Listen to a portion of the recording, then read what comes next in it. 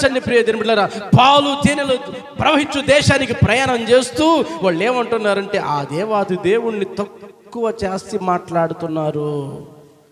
దేవుడు ఏం పెడతాడు అబ్బాయి అంటే మనుషుని కించపరిచినట్టుగా, మనుషుని తక్కువ చేసినట్టుగా, మనుషుని లెక్క లేకుండా మాట్లాడినట్టుగా దేవాది దేవుడిని ఏమని మాట్లాడుతున్నారు వాళ్ళు.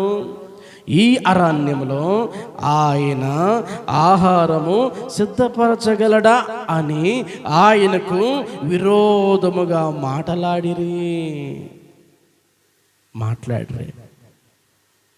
అప్పు తీరుస్తాడా అని మాట్లాడుకుంటారు.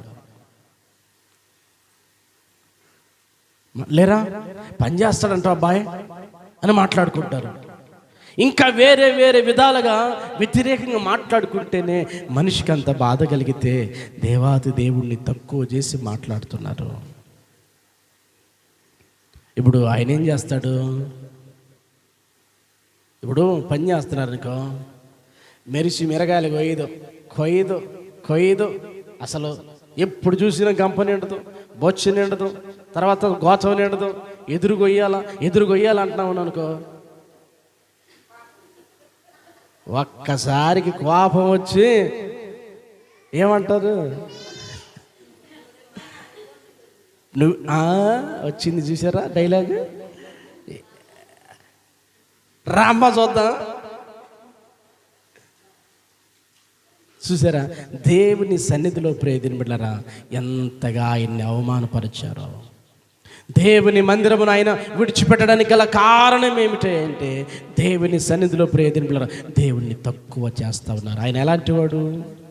ఎక్కడైనా ఏ సమయంలో అయినా అద్భుతాలు మహత్కార్యాలు చేయగలిగిన దేవుడు. హల్లెలూయా.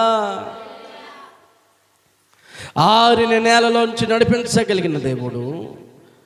పొయ్యి మీద కొండ పెట్టకుండానే ఆహారమును పెట్టగలిగిన దేవుడు. రాళ్లను చేతప్రయ దేవుడు పిల్లలను పుట్టించగలిగిన దేవుడు. ఆకాశములో నుంచి ఆహారమును కురిపించగలిగిన దేవుడు. తన మహత్తు కలిగిన మాట చేత సమస్తమును కలుగు చేసిన దేవుడు. ఆయన వాళ్ళ దృష్టికి ఏమైపోయాడంటే హేళనైపోయాడు. వాళ్ళ దృష్టికి ఏమైపోయాడు ఆయన? చూడండి, అందుకని ఆయన గురించి మాట్లాడుతున్నారు. ఆయన భోజనం సిద్ధపరుస్తాడా? ఆయన చేతిలో 5 రొట్టెలు 2 చేపలు ఏమైపోయినాయి? చెప్పండి ఎంతమంది తిన్నారంటండి? కొంచెం పెద్దగా చెప్పండి. మాంసం కూర తిని వచ్చిన వాళ్ళందరూ హల్లెలూయా చెప్పండి గట్టిగా.